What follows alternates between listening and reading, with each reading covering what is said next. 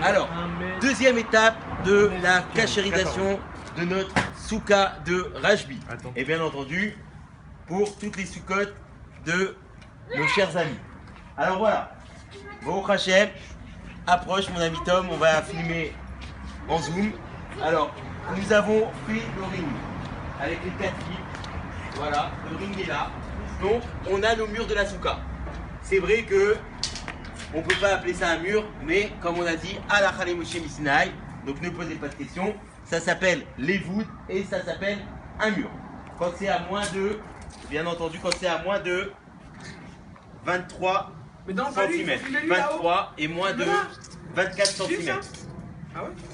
Maintenant, nous allons passer au toit. Sérieuse. Donc, le toit, c'est le scar.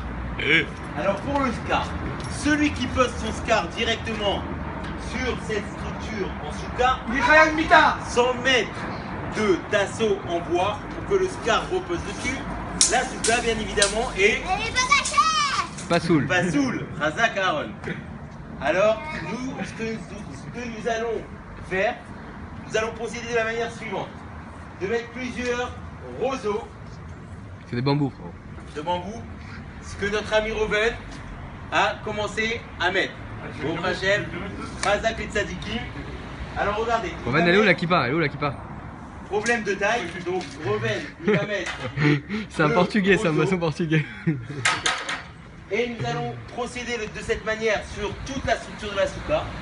Comme ça, en mettant le scar, quand nous allons faire l'échelle mitzvah souka, parce que la mitzvah de souka c'est de mettre le scar. Donc quand nous allons mettre le scar finalement reposera sur du roseau et non sur la structure en métal. Razak ou Barour, Chag Sameach, passez de bonnes fêtes. Amen. Et la souka est ouverte au public. De quelle Chag heure à quelle heure? Sameach, Rajbi.